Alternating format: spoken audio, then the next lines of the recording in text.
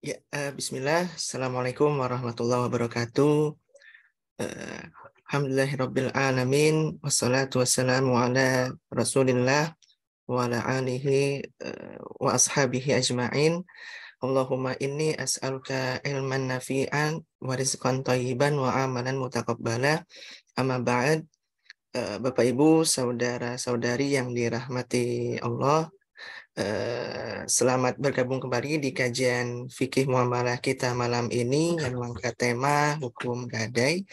Kajian yang insya Allah akan diisi rutin setiap 2 pekan sekali oleh Ustadz kita, yaitu Ustadz Irfan Doni Tarmizi Hafizahullah Ta'ala, yang diselenggarakan oleh Koperasi Konsumen Solusi Indonesia atau Koperasi RSI, Riba Consulting, dan Yayasan Yurbi Sodakot, lembaga pengelolaan dan perhitungan zakat yang amanah serta profesional, dengan Dewan Pembina Ustadz Erwandi Tarmizi Hafizahullah Ta'ala, dan Ketua Yayasannya yaitu guru kita pada kajian malam ini, yaitu Ustadz Irfan Doni Tarmizi Hafizahullah Ta'ala sendiri.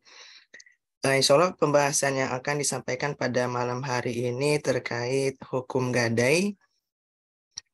Gadai adalah menjadikan suatu harta sebagai jaminan terhadap utang, di mana sebagian utang bisa terbayarkan dari harta atau barang jaminan tersebut ketika ada uzur untuk melunasinya. Namun bagaimanakah hukum gadai dalam syariat Islam, dan bagaimana tinjauannya mengenai hukum gadai tersebut? Tanpa menunda waktu lagi, mari kita mulai kajian pada malam ini dengan mengucap Bismillahirrahmanirrahim. Tafadhol kepada Ustadz Irfan Doni untuk menyampaikan pemaparannya. Ustadz, barakallahu fikum jami'an. Bismillahirrahmanirrahim. Assalamualaikum warahmatullahi wabarakatuh. Alhamdulillah wassalatu wassalamu ala Rasulillah wa ala alihi wa sahbihi wa man wala wa ba'd. Jemaah yang dirahmati oleh Allah Subhanahu wa taala, kita kembali bertemu dalam majelis ilmu secara online ini. Semoga kajian kita ini dimudahkan oleh Allah Ta'ala dan diberkahi, diberikan ilmu yang bermanfaat dan menambahkan keimanan kita kepada Allah Subhanahu wa taala. Dalam kajian kali ini kita akan membahas hukum-hukum berkaitan dengan gadai. Apa yang maksud dengan gadai? Kemudian apa dalilnya di dalam syariat, serta apa saja yang harus terpenuhi supaya gadai tersebut sah, dan hukum memanfaatkan barang gadai tersebut. Yang pertama yaitu pengertian dari gadai. Secara bahasa, gadai itu dalam bahasa Arab dinamakan yang rahnun. Rahnun itu artinya rakidun, artinya yang diam. Atau bisa juga rahnun itu artinya marhunah, yaitu mahbusah, yang ditahan. Sebagaimana dalam firman Allah Ta'ala, kullu nafsin bima kasabat rahinah. Setiap jiwa itu akan tertahan dengan apa yang dilakukannya, dengan hasil yang dilakukan. Jadi jiwa manusia itu tertahan dengan amal perbuatannya. Adapun cara syariat, pengertian rohan atau gadai itu adalah tausiqatu dain, ya, jaminan dalam akad utang piutang. Jadi dalam akad utang piutang kita memberikan jaminan untuk menguatkan utang tersebut, yang mana tujuannya yumkinu istifa'uhu minha.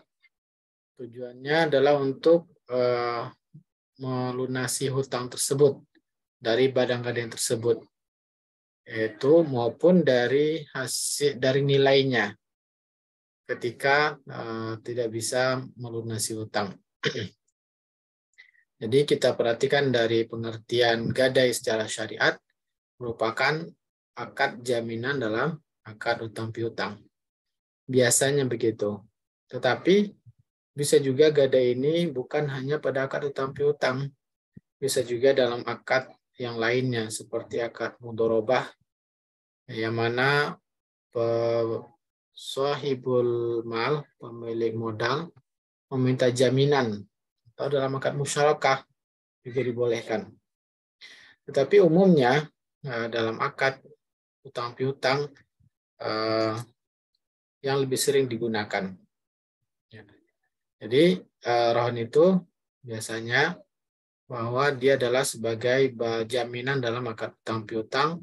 Tujuannya ketika terjadi gagal bayar, maka dilunasi dengan barang jamin tersebut atau nilainya. Adapun dalil syariat gadai ini dalam surah Al-Baqarah ayat 283, Allah Subhanahu wa taala berfirman, "Wa in kuntum ala safari wa lam tajidu katiban farihanum maqbudah." Dan jika kalian dalam perjalanan dan tidak mendapati penulis yang akan menulis akad di antara kalian, maka hendaknya menyerahkan barang yang dijaminkan, yang ditahan. Nah, inilah dalilnya bahwa Allah SWT mensyariatkan dalam akad tersebut adanya jaminan.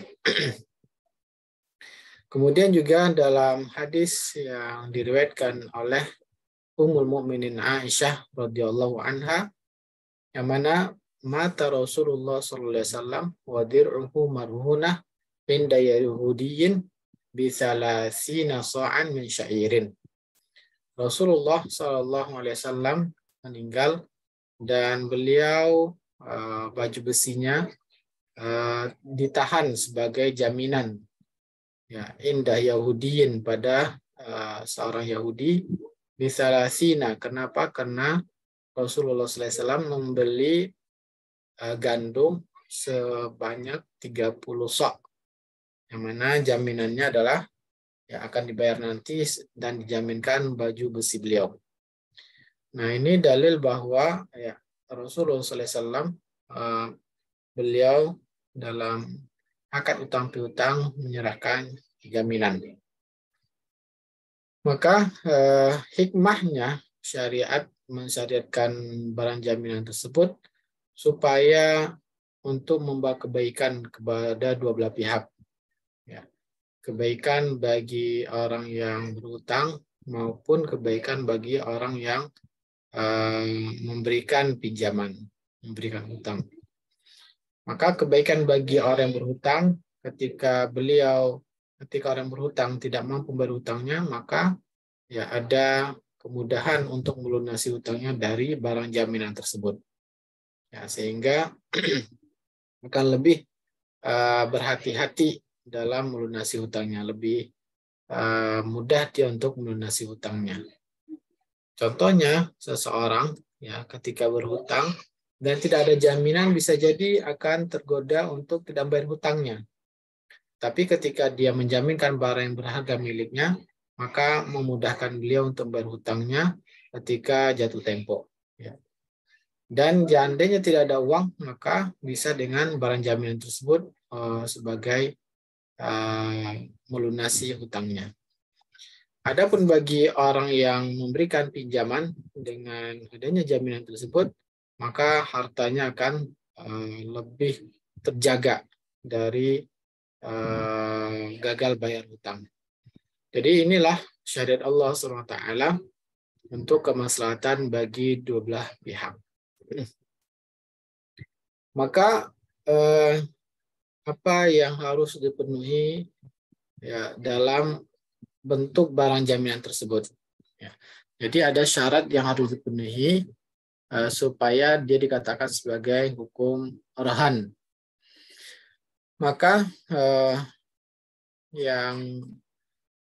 syarat yang harus terpenuhi pada barang jaminan yaitu barang tersebut bisa diperjualbelikan. Ya. Jadi barang tersebut bisa diperjualbelikan. Maka sesuatu yang tidak bisa diperjualbelikan tidak bisa sebagai barang jaminan, bukan dinamakan dengan rahan. Ya. Contohnya yang bisa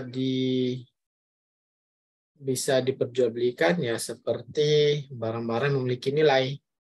memiliki nilai seperti handphone, ya, memiliki nilai. Nah, yang tidak bisa diperjualbelikan seperti ya ijazah, ya, atau SK, maka ini tidak bermanfaat, tidak bisa diperjualbelikan. Ya, maka seperti tadi SK, ya, atau ijazah, maka ini tidak bisa diperjualbelikan, maka dia tidak termasuk rahan, tidak termasuk hukum rahan. Ya, jadi barang gadai tersebut harus memiliki nilai dan yang bisa diperjualbelikan. Kemudian syaratnya berikutnya itu an yakuna ma'luman, bahwa barang gadai tersebut diketahui atau jelas. Ya. Kemudian sebagian ulama mensyaratkan bahwa barangnya tidak boleh bergabung kepemilikannya di orang lain.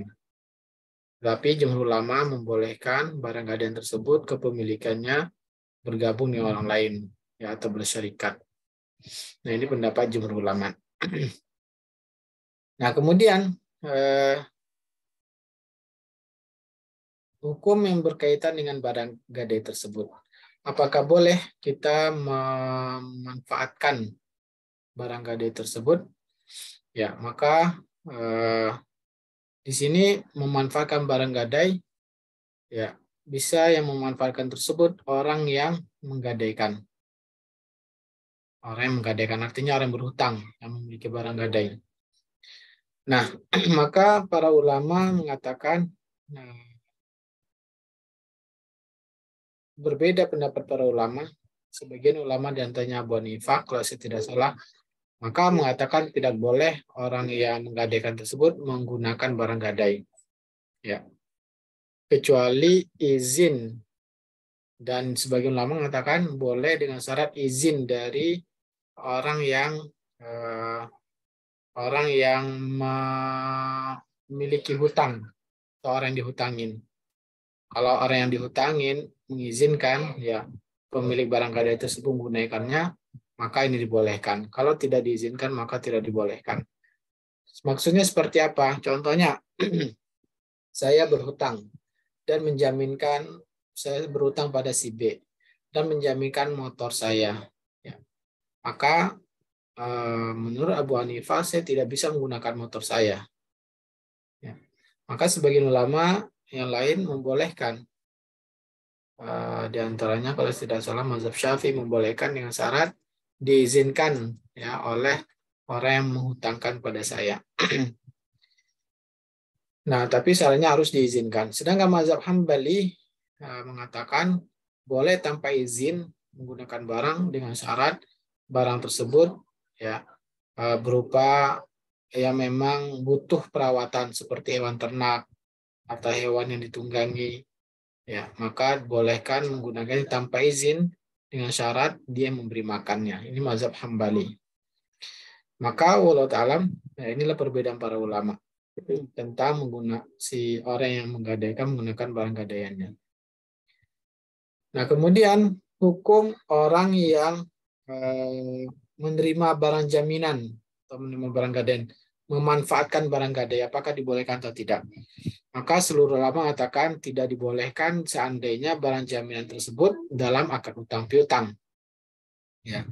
Kenapa? Karena kalau memanfaatkan barang jaminan dalam akad utang piutang, maka ini bisa mengakibatkan pada riba.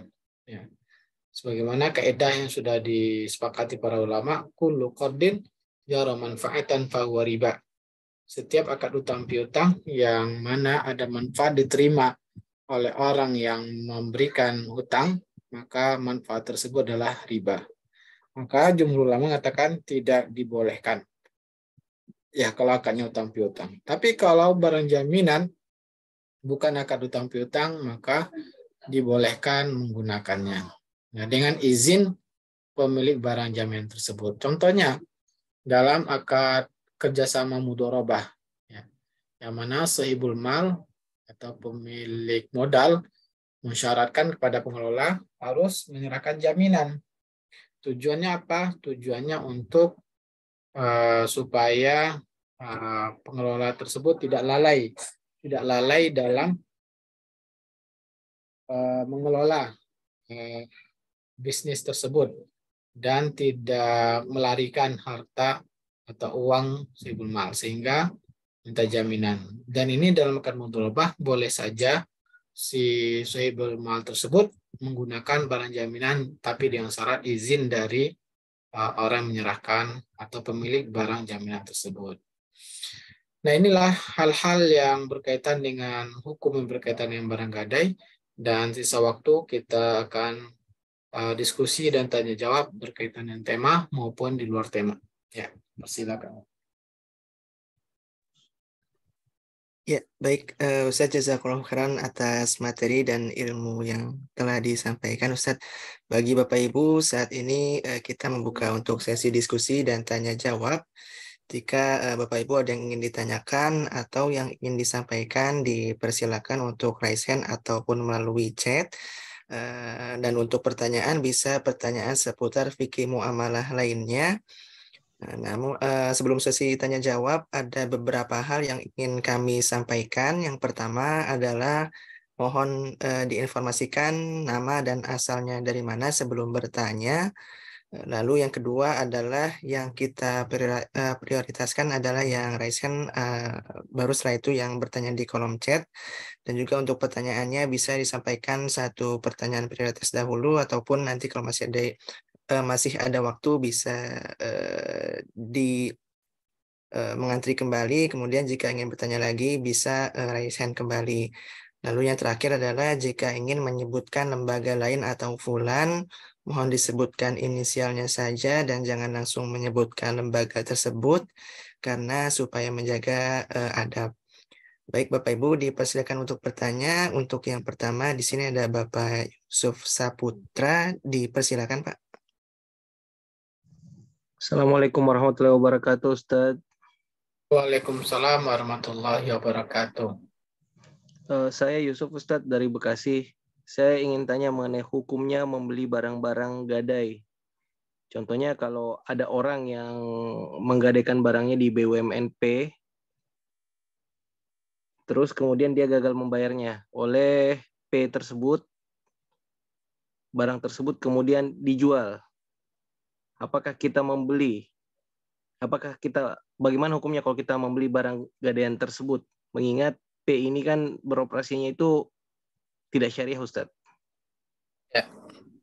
Jazakallahu khair. Jazakumullah khair, Pak Yusuf. Baik, pertanyaannya apakah boleh kita membeli barang gadaian? Ya. Yang mana barang gadaian tersebut berarti sudah terjadi gagal bayar ya. Maka sehingga akan dijual, akan dilelang. Dan hasil penjualannya tersebut akan digunakan untuk melunasi hutang. Nah, apakah kita boleh membelinya? Ya, maka jawaban hukum asalnya dalam jual beli itu hukum asalnya adalah dibolehkan. Ya. Karena Allah SWT mengatakan wa ahallallahu al-bai'a. Allah menghalalkan jual beli. Tetapi jual beli ini bisa berubah menjadi haram jika terdapat hal-hal yang diharamkan. Kalau kita perhatikan dalam jual beli tersebut, hal yang bisa menyebabkan diharamkan, pertama adanya unsur kezaliman. Yang kedua adanya unsur ketidakjelasan. Yang ketiga adanya unsur riba. Nah, kalau kita perhatikan apakah membeli barang jaminan dari P tadi ada salah satu dari unsur ini, ya maka di antaranya ya kita khawatir bahwa P ini dia menjual barang tersebut ternyata karena nasabahnya gagal bayar. Nah, ternyata dalam penjualannya ini nanti dia akan mengambil bunga dari gagal bayar nasabahnya tersebut. Maksudnya seperti apa? Maksudnya contohnya si A ya berhutang pada P tadi. Ya. Yang mana hutangnya misalkan 100 juta dengan menjaminkan emasnya. Nah, emas yang dijaminkan pasti nilainya lebih besar 20% biasanya. Nah, biasanya nilainya berarti 120 juta emasnya, ya. Sehingga utangnya bisa mencapai 100 juta. Nah, kemudian ternyata gagal bayar. Nah, dalam membayar utang tersebut pasti lebih dari 100 juta. Ya, mungkin bisa jadi maksimalnya bisa mencapai, karena dengan ada bunga mencapai 110 juta misalkan. Nah, ternyata gagal bayar, maka emas tadi dijual dan akan diambil ya pinjaman dengan bunganya, akan dilunasi pinjam bunganya. Berarti ketika kita membeli barang jaminan tersebut, ya, berarti kita membantu terjadinya akad riba antara antara P tadi dengan nasabahnya, yang mana akan diambil bunga di sana. Maka Allah Ta'ala, nah, di sini kita berarti membantu kezaliman. Maka dengan demikian ini termasuk tolong-menolong dalam masalah kezaliman. Maka tidak boleh kita membeli barang lelang yang mana itu ada unsur kezalimannya. Wallahu ta'ala alam. Semoga bisa dipahami Akh Yusuf, atau kurang jelas bisa kita diskusikan. Baik, bagaimana Pak Yusuf? Apa sudah jelas atau ada yang ingin ditanyakan kembali Pak Yusuf? Saya udah nangkep konsepnya Ustadz. Cuman menurut saya di sisi lain kita bisa ngelihat Ustadz, bagaimana kalau saya berpendapat bahwa dengan itu saya membantu orang yang itu agar dia tidak rusak namanya begitu. Kayak kalau misalkan nih di bank, kita ganti kasusnya di bank, ketika orang meminjam, misalkan dia KPR di bank, gagal bayar, kan rumahnya disita. Kemudian dilelang oleh bank. Nah, kalau saya, misalkan kalau rumah itu laku terjual, utangnya lunas, dia akan dihilangkan dari blacklist. Blacklistnya, apa istilahnya? OJK ya? Blacklistnya, ya itulah blacklist. Itulah blacklist. Tapi kalau umpamanya rumah itu tidak terjual, dia akan terus berada dalam blacklist. Bagaimana kalau kita melihat dari sisi itu, Ustaz, itu kan akhirnya jadi kita membantu orang lain gitu. Apa saya salah ya? Maka membantu orang lain, tetapi kita membantu juga ya si bank tersebut mengambil riba. Nah, mana Betul. yang lebih kita dahulukan? Menghindari riba atau membantu orang lain? Tentunya menghindari riba lebih kita dahulukan daripada membantu orang lain. Iya. Allah Ta'ala. Jazakallahu khair Ustaz. Jelas Ustaz. Ya, Masya Allah, jazakallah khair Ustadz atas jawabannya. Dari Bapak Ibu, apakah ada yang ingin bertanya lagi? Jika ada, bisa raise hand maupun melalui kolom chat Bapak Ibu.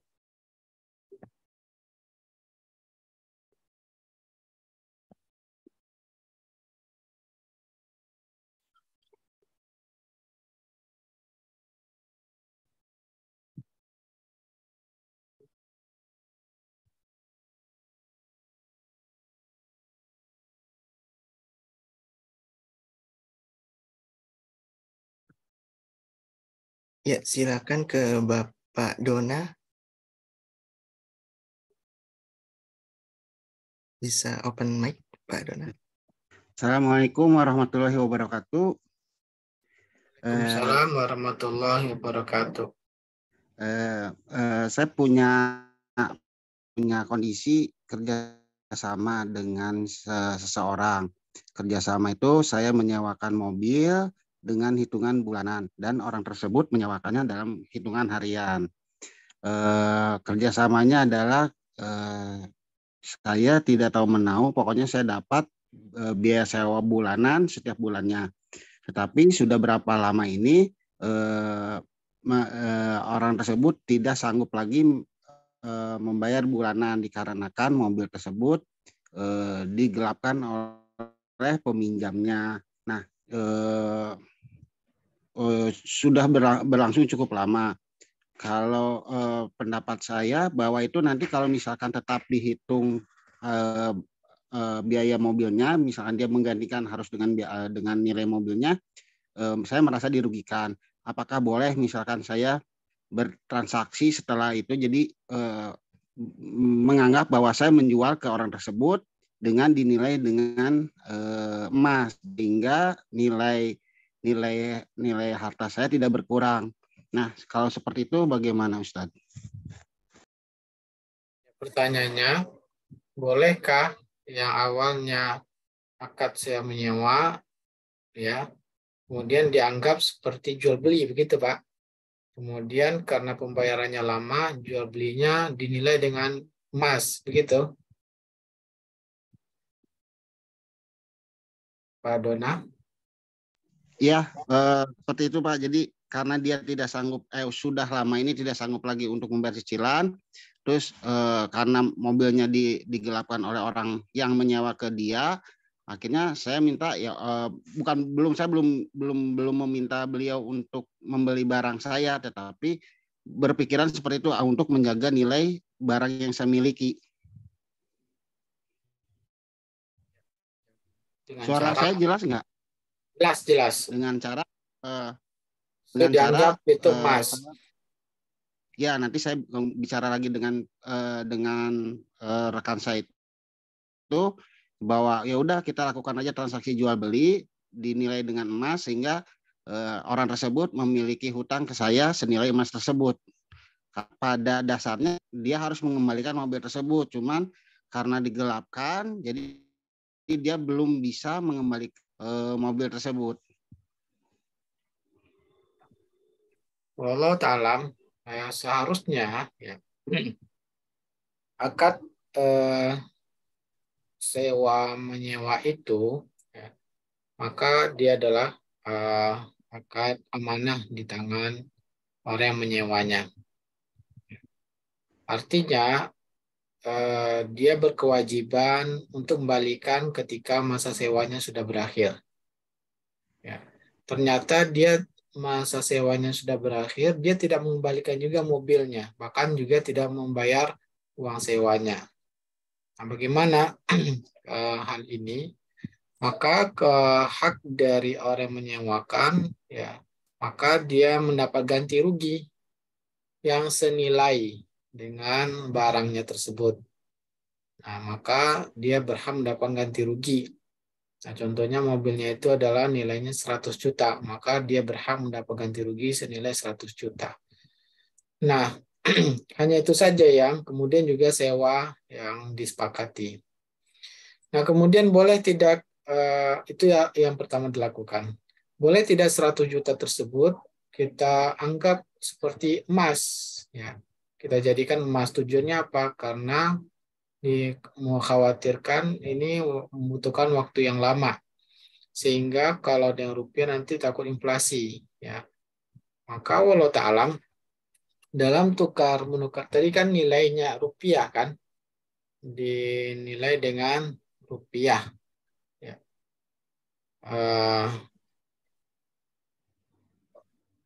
Maka apakah dibolehkan contohnya dinilai dengan emas? Ya.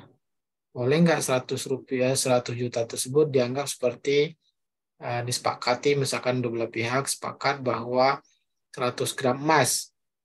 Ya. Maka wallahu ta'alam, ya, saya tidak bisa menjawab saat ini juga. Maksudnya itu dia menggantinya bukan dengan rupiah, tapi kamu menggantinya dengan emas saja, 100 gram emas, begitu ya, Pak Dona ya?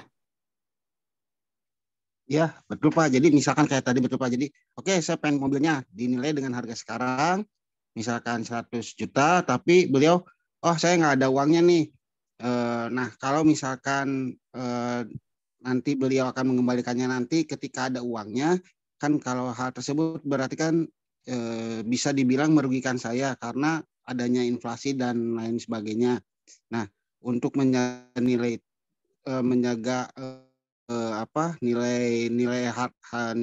kepemilikan saya agar tetap, jadi ketika 100 juta itu sepakati bahwa yang harus dikembalikan senilai 100 juta dan itu dikonversikan ke emas agar tidak mengalami kerugian yang lebih besar lagi gitu Pak. Ya, mungkin yang lebih boleh begini, Pak. Bukan nilainya dengan uang, tapi langsung dengan emas saja, Pak. Ya, sehingga menggantinya itu saya nggak mau ganti uang, tapi ganti aja dengan emas. Ya, itu saya rasa rasanya tidak ada masalah, dibolehkan. Maksudnya begini, nilainya anggap saja mobil kan hilang. Nah, saya ingin mobil saya ini ganti ruginya pakai 100 gram emas. Udah begitu aja, Pak. Bukan rupiah. Karena kalau Bapak mengatakan, dikhawatirkan mengatakan, saya mau ganti 100 juta. Nah, kemudian 100 jutanya belum ada, kemudian sudah dikonversi lagi pada emas. Maka ini akan terjadi ya, menukar rupiah dengan emas dengan cara tidak tunai. Rupiah tidak ada, emas juga tidak ada. Yang ada di sini adalah rupiah diikat dengan emas. Ya, maka ini mengikat utang dengan emas ini tidak dibolehkan oleh para ulama. Ya, karena Baik. sudah terjadi jual beli riba nasiah namanya. Tukar menukar uang dengan rupiah tidak sama. Tapi kalau seandainya Bapak mengatakan, saya ganti ruginya pakai emas saja. Mobil saya hilang itu gantinya dengan emas 100 gram emas. Jadi jangan menyebutkan rupiah. Nah, jadi kamu wajib ganti utang kamu atau ganti ruginya pakai 100 gram emas. Nah, kalau demikian Allah Ta'ala saya rasa tidak ada masalah. Baik, tapi berarti kan saya pribadi harus menghitung dahulu bahwa nilai harga kendaraan tersebut berapa saat ini, lalu saya sendiri harus mengkonversikannya ke emas, lalu menyampaikannya bahwa nanti digantinya dengan emas berapa gram, seperti itu langsung ya Pak ya? Ya Ustadz ya? Iya, boleh. Bapak aja memperkirakan kira-kira berapa gram emas. Ya. Tapi jangan disebut rupiahnya. Ya, saya Baik, mau, baik Ustadz. ya, saya diganti aja. Mobil saya itu dengan nilai 100 gram emas. Sudah, kan. Kamu gantinya emas saja. Nah, saya rasa itu sama aja dengan ganti rugi mobil yang hilang dengan nukar dengan emas. Ya. Ya, ya kalau Ustadz. Assalamualaikum warahmatullahi wabarakatuh. Waalaikumsalam warahmatullahi wabarakatuh. Baik, Pak Yusuf ingin silakan Pak jika ada yang ditanyakan kembali Pak. Ya, jazakallah khair Ustaz. Maaf, ini ada titipan pertanyaan dari istri. Kebetulan beneran pernah terjadi. Jadi ada kenalan dulu, ada teman istri itu menghubungi. Kebetulan waktu itu teman istri itu dia beli rumah secara KPR, mengalami gagal bayar.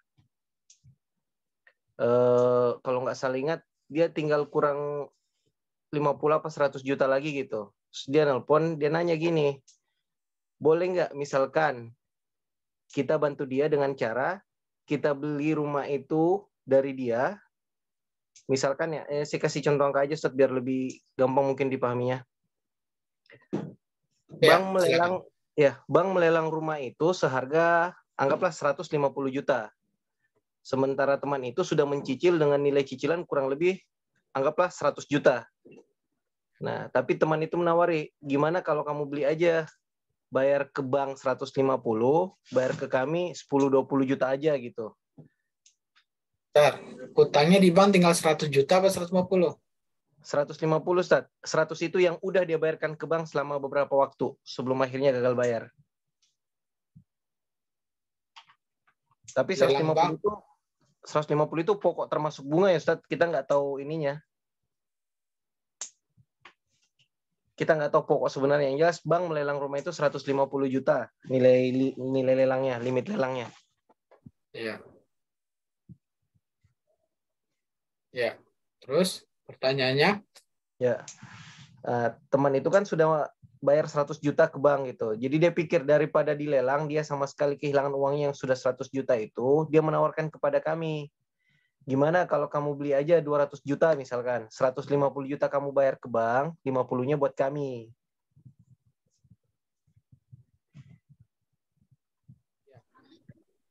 Maka yang mesti dilakukan belinya itu jangan ada bunganya, pokoknya saja. Jadi kita nego ke bank dulu Ustaz ya, kita bayar pokoknya aja gitu. Ya, si teman itu nego ke bank gitu. Dia nego ya, pokoknya aja ya. Oh, dia membeli lelang, berarti sudah dilelang berarti rumahnya itu ya? Sudah mau masuk lelang, Ustadz. Jadi Masuk kan lelang. sebelum dilelang mereka dapat pemberitahuan dari bank. Kamu harus bayar Biasanya, lambat sampai tanggal segini, kalau enggak rumahnya dilelang, kayak gitu kurang lebih bahasanya. maka nego bunganya itu ditiadakan. Kalau nego bunganya bisa ditiadakan, kita bisa bantu teman dengan cara membeli seperti itu ya. Ya. Jazakallah khair, Ustadz.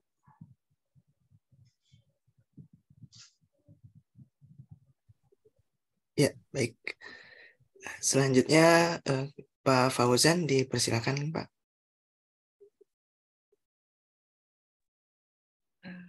Ya, Afwan, ini sebenarnya Fauzan nama anak saya bundanya. Nggak apa-apa ya, Tat ya?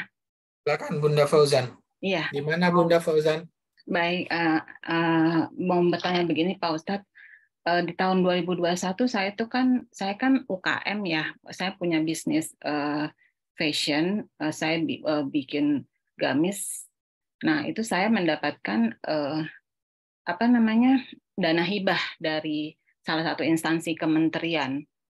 Dana hibah yang saya dapatkan itu 180.500.000. Nah, itu Berapa? 180.500.000. Dana hibah yang saya dapatkan itu hibah, jadi bukan pinjaman. Jadi benar-benar dari kementerian memberikan saya supaya usaha saya maju dan lain sebagainya. Nah, untuk menghitung zakatnya tuh gimana ya, Tat ya? Karena saya kan terimanya tahun 2021 di bulan Desember. Nah, sekarang kan udah berjalan setahun lebih ya, gitulah. Itu zakatnya gimana ya, Tat ya? Cara menghitung zakatnya dari modal yang saya dapatkan dana hibah itu gitu. Begitu sih Pak Ustadz yang saya mau tanyakan. Dana tersebut Ibu gunakan buat apa saja, Ibu? Apakah ada buat aset tetap atau semuanya jadi barang dagangan? Semua jadi barang dagangan karena kebetulan syaratnya tidak boleh, hanya boleh untuk modal aja. Untuk ongkos jahit sama modal material aja, hanya itu yang dibolehkan oleh instansi tersebut gitulah. Jadi benar-benar buat modal. Nggak boleh beli aset, Bu ya? Nggak boleh beli aset. Tetapi ada jasa tadi ya, yang membayar jasa jasa ongkos jahit, bahan baku. Maka cara menghitungnya, Ibu, sekarang itu bahan baku yang ada itu dinilai, ya, baik yang sudah jadi maupun bahan bakunya semuanya dihitung, baik itu benang apapun stok, semua stok ya, bahan baku itu dihitung. Nah, menghitungnya itu nilai harganya berapa saat ini. Kalau Ibu beli, berapa harganya saat ini, harga pasarannya. Nah, jadi bukan harga beli dulu, bukan harga buku, tapi harga saat wajibnya, saat haul ya. Misalkan dulu Desember, tanggal berapa kira-kira. Nah, kalau kita menghitungnya Masehi, berarti kita harus mundur 11 hari, Ibu. Misalkan dahulu tanggal 20 Desember, berarti wajibnya Ibu ya, kalau masih ada harta tersebut mencapai nisab, maka wajib mengeluarkan zakatnya 20 dikurangi 11 berarti tanggal berapa? Jatuhnya jadi tanggal 9 Desember ya. Nah, berarti tanggal 9 Desember Ibu sudah melihat kembali. Nah, apa saja yang dilihat? Pertama bahan baku. Ya. Bahan baku yang jadi maupun stok yang sudah jadi itu dinilai. Kemudian uang tunai. Ya. Uang tunai baik itu yang usaha tersebut maupun uang yang Ibu miliki di tabungan, kemudian perhiasan, kemudian emas, ya. Kemudian, nah itu digabung semuanya. Maka dikeluarkan 2,5%-nya. 2,5% ya, Tat ya? Ya, dari totalnya. Kalau seandainya masih mencapai nisab. Ya. Bagaimana Ibu? Masih bisa dipahami atau ingin tanyakan lagi? Ada sedikit, sebentar. Waktu itu pas dana cair itu di bulan Desember, tanggal 18 Desember tahun 2021 itu pas dana cair di rekening perusahaan saya, di rekening usaha saya. Nah, itu berarti saya hitungnya gimana tadi, Tat? Saya masih belum terlalu ini menghitungnya. Kalau saya terimanya di 18 Desember 2021. Berarti Desember 2022, Oh, oke. tanggal 18 kurangi 11, 18 mundur 11 hari. Oke. Desember 2022 ya, berarti saya oke ya Desember 2022. 11 hari, maka Ibu nilai berapa stok yang ada, bahan baku, kemudian barang sudah jadi, kemudian uang tunai. Ya. Kemudian kalau memiliki hutang, tapi hutangnya syaratnya yang sudah dibayarkan atau sudah jatuh tempo, tapi hutangnya syaratnya hutang untuk membeli barang dagang, maka dikurangi dulu hutang tersebut. Kalau masih mencapai nisab, ya, uang dan nilai barang tersebut, maka dikeluarkan 2,5%-nya. Berarti itu setiap tahun ya, Tat ya? Betul. Nah, sekarang sudah 2023, ya udah 2023, berarti nanti Desember 2023 lagi saya menghitungnya. Ya, betul. Ya. Ya. Alhamdulillah udah paham. Ya. Makasih Ustaz. Jazakillah khair.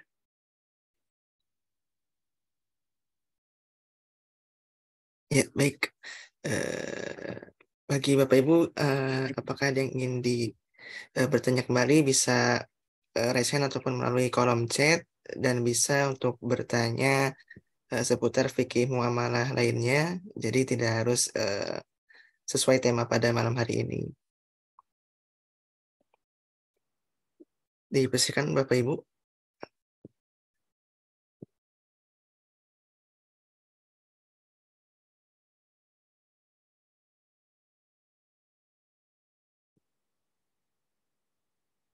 Ya, Afansat mau bertanya, jadi terkait gada itu kan tadi untuk melunasi utang dari yang berutang ya Tat ya.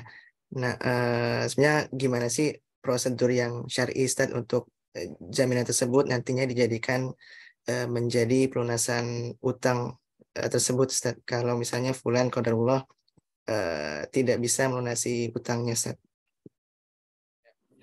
Apa yang dilakukan ketika ternyata yang berutang tidak bisa melunasi utangnya?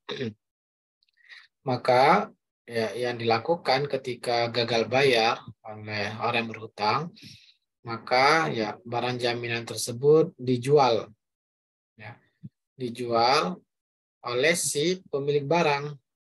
Siapa pemilik barang? Yaitu orang yang berhutang, maka dia menjualnya. Tetapi kalau menunggu dia menjualnya, maka ini ya bisa jadi dia tidak mau menjualnya. Maka sebaiknya dari awal kita meminta adanya perwakilan kepada kita untuk menjualnya. Ya. Jadi di awal disepakati bahwa yang menahan barang jaminan ini diwakilkan untuk menjual barang. Nah, kemudian penjual barang ini juga dengan harga yang disepakati. Jadi dengan dua harga. Dengan harga yang disepakati antara pemilik barang dengan orang berhutang. Ya. Atau dengan harga kedua dengan harga yang sesuai dengan pasaran. Nah, dengan dua ini cara menentukan nilai harga jual barang jaminan tersebut. Nah, makanya tadi yang kita katakan dalam pegadaian itu sering menjualnya dengan harga di bawah pasaran. Dan itu kadang-kadang ya memaksa pemilik barang itu harus menyetujuinya. Padahal itu jauh di bawah harga pasar. Nah, dia ada unsur kezoliman juga. Ya. Kalau rumah itu harusnya nilai pasarannya 600 juta. Tapi ya karena si bank ini hanya butuh uang 100 juta, dia menjual hanya 150 juta misalkan. Ya. Nah, ini ya dia akhirnya memaksa si pemilik rumah harus mau menyetujuinya. Nah, maka ini di sini ada unsur pemaksaan, kezaliman ya bagi pemilik rumah. Nah, itulah dua cara menentukan harga barang gadai tersebut ketika menjualnya. Wallahu ta'ala alam. Nah, setelah terjual, maka dilunasi utangnya dan sisa uang dikembalikan kepada pemilik barang. Ya, itulah tahapan ketika gagal bayar. Ya, baik Ustaz. Jazakallahu khair Pak Ustaz atas jawabannya. Untuk Bapak Ibu, apakah ada yang ingin bertanya? Dipersilakan bisa raise hand ataupun melalui kolom chat bisa seputar fikih muamalah lainnya. Begitu.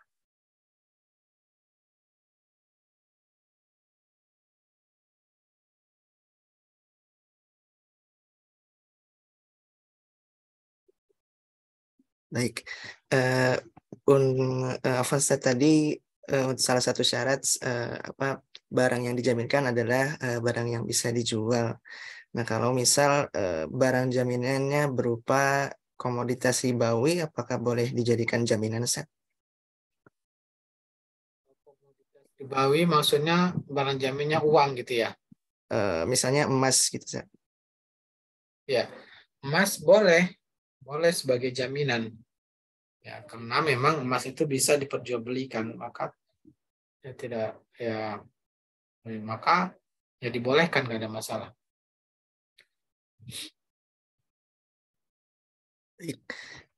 Kemudian kalau misal pemberi hutang saat itu memberikan syarat ke yang berhutang untuk misalnya biaya keamanan untuk menyimpan barang jaminan tersebut, itu bagaimana Ustaz untuk hukumnya Ustaz?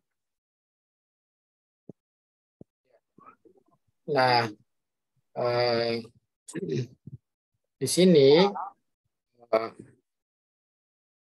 maka dia dibolehkan dengan syarat akarnya dipisah. Maksudnya memberikan tawaran. Ya, maksudnya begini.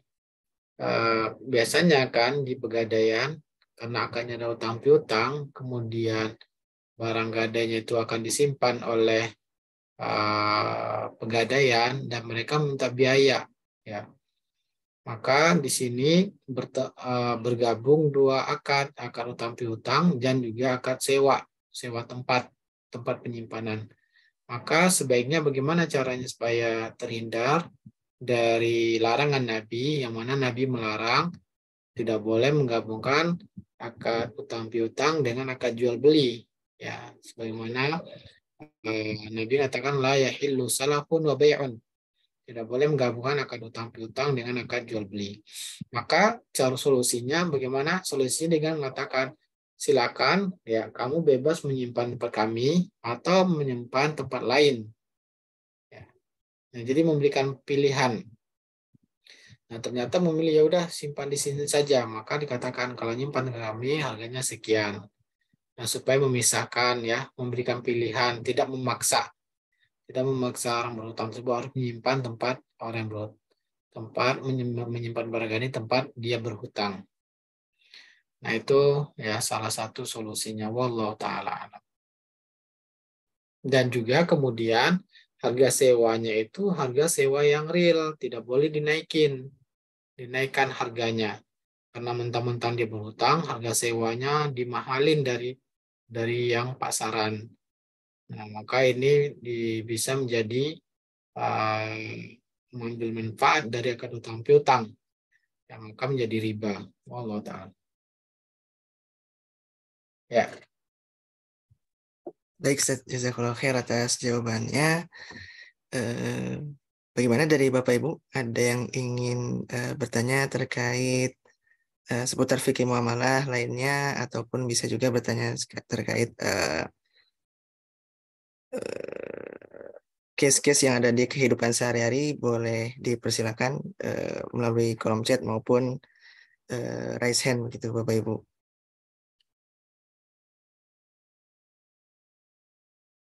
Saya ingin menambahkan yang menjadi masalah dalam pegadaian syariah, ya, mereka mengambil keuntungan dari akad pegadaian ini. Nah, ini suatu hal yang salah ya. Jadi memang tujuannya mencari keuntungan. Maksudnya di mana keuntungannya? Pertama, keuntungannya dari menyewakan tempat. Ya. Kemudian keuntungannya juga adanya biaya administrasi. Maka administrasi dan biaya menyimpan tempat ini adalah mereka mendapat keuntungan. Kalau tidak, mana mungkin mereka bisa bertahan. Maka di sini sudah lari tujuan, sudah tidak sesuai dengan tujuan gadai tersebut.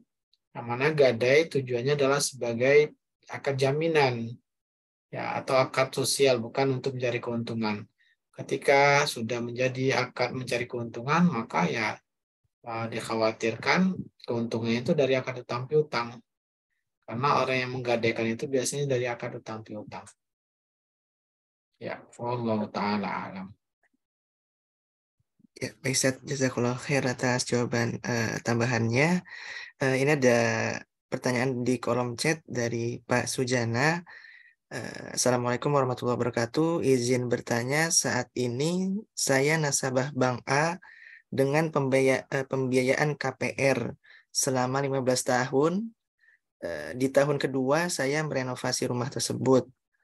Terus bagaimana kalau misalnya rumah itu saya jual ke orang lain tanpa sepengetahuan pihak bank?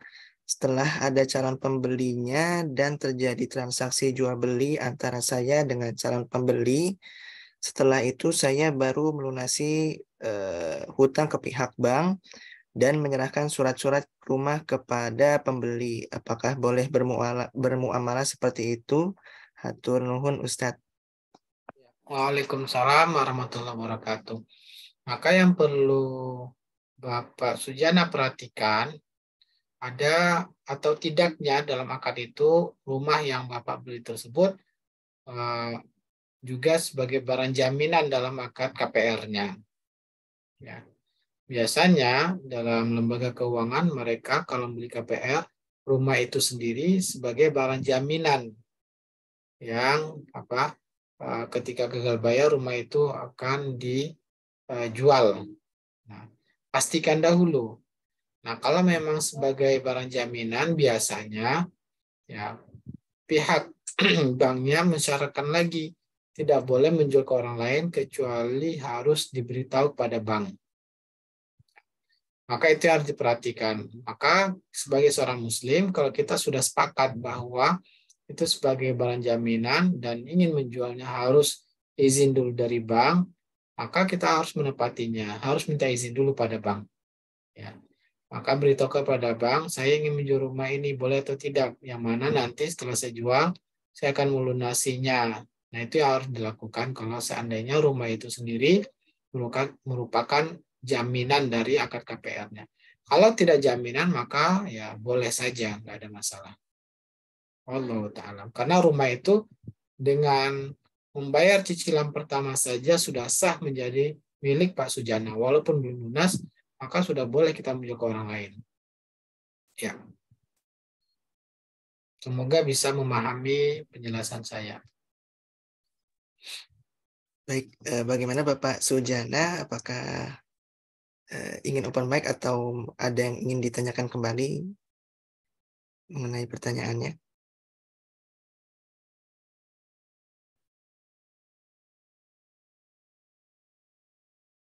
Pak Sujananya ada ya? Ya, sudah jelas Pak Sujana?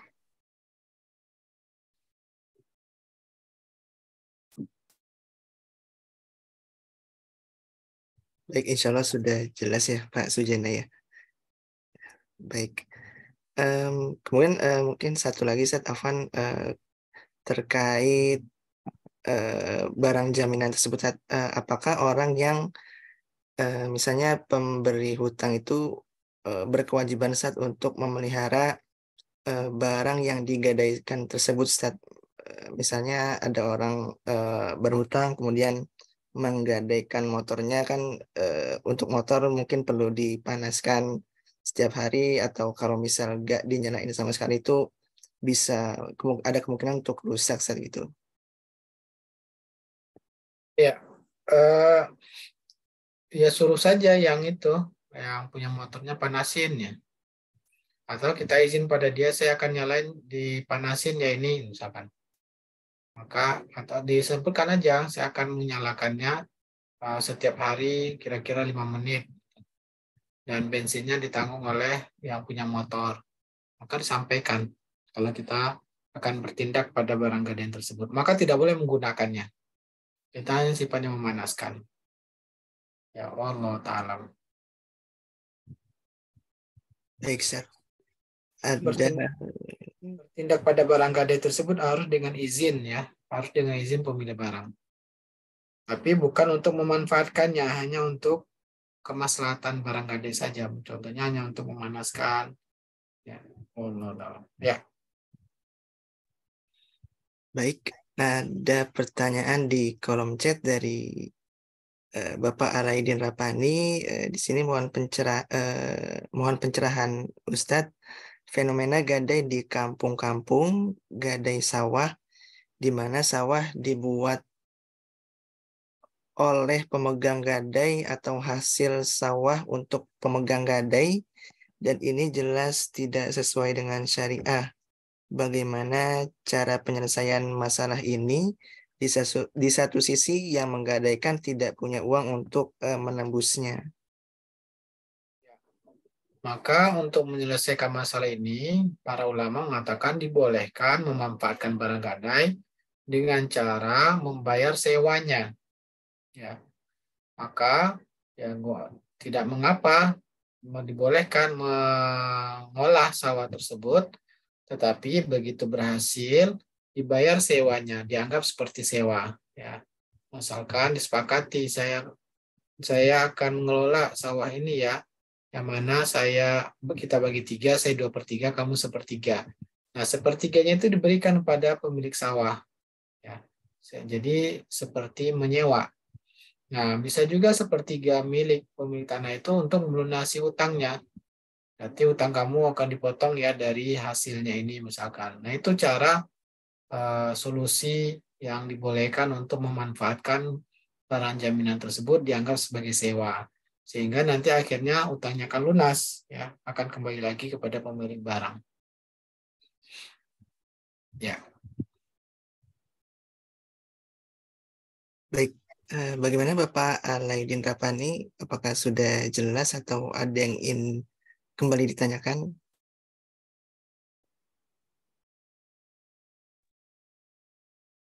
Mungkin kalau kan ada fatwa MUI itu Ustaz ya, itu ada repo jual beli kembali.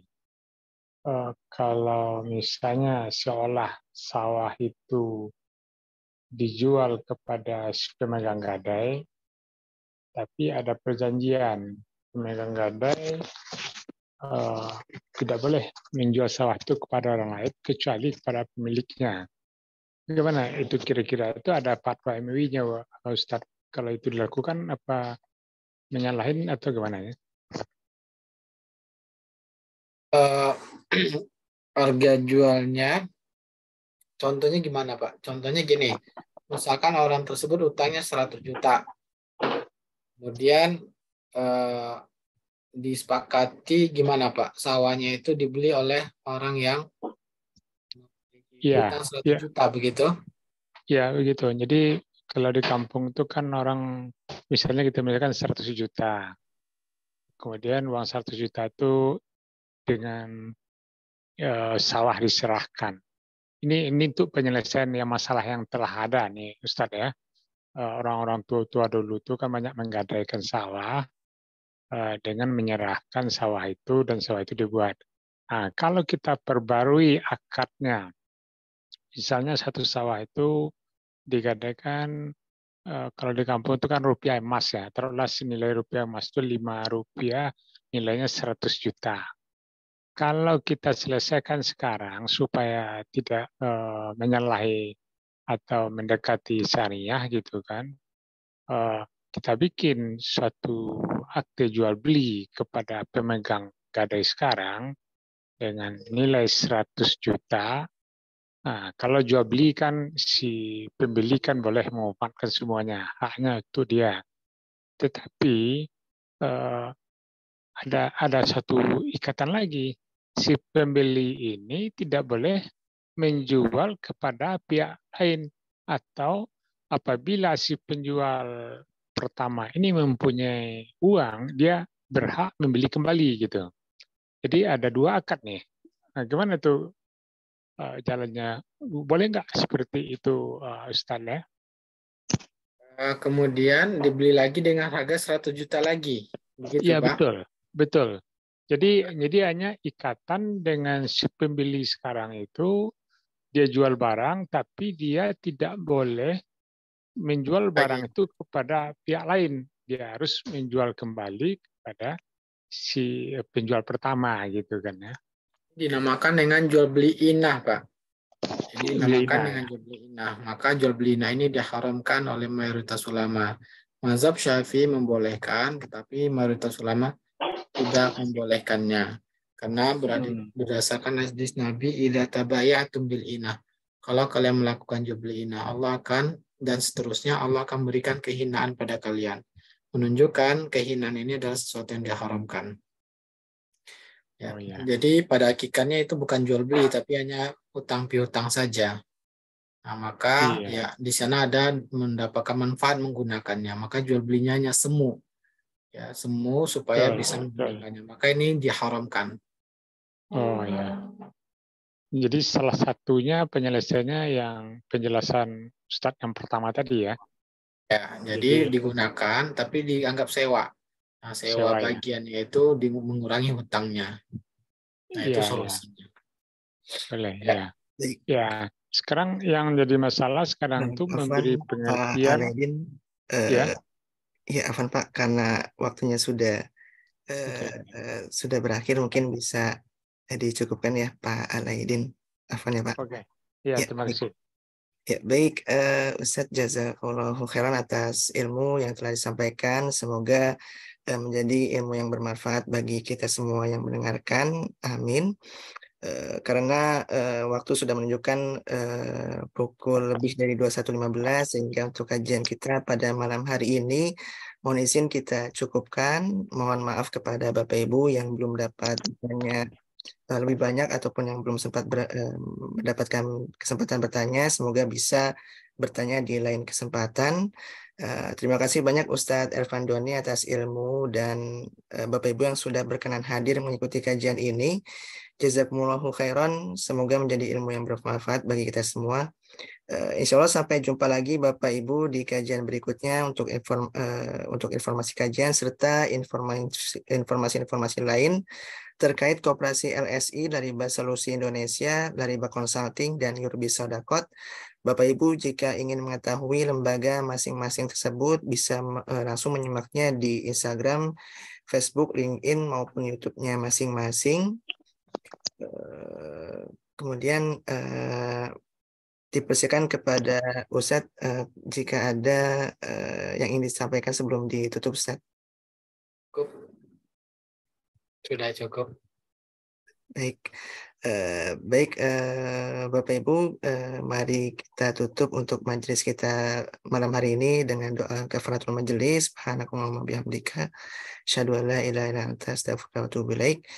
Syukran Ustaz, jazakumullahu khairan atas waktu dan ilmunya. Rabbana taqabbal minna. Wassalamualaikum warahmatullahi wabarakatuh. Warahmatullahi wabarakatuh.